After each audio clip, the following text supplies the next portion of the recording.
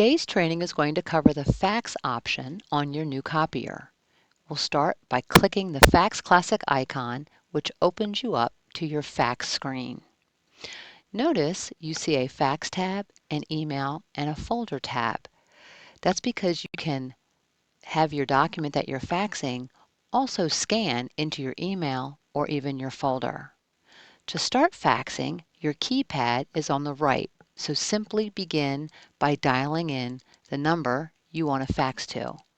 You can even select Add Here if you want to add in a second or third number to do a broadcast fax.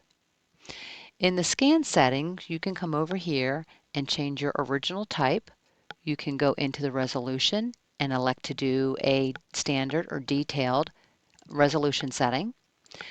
Your other settings are listed down here on the left-hand side of the display panel. You have your density options. Your original feed type allows you to go in here and select two-sided original for the documents that are two-sided.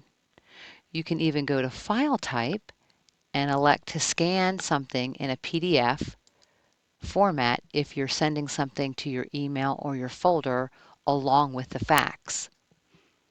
If you'd like to click on your TX File Status tab and go to All, you're able to actually see all of the faxes that you've sent or transmitted.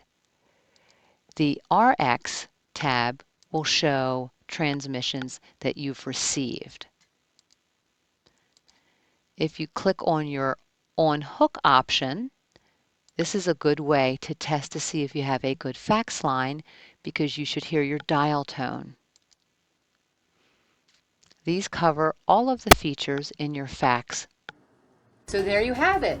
We hope you found this video helpful because here at Advance, We live and breathe this stuff.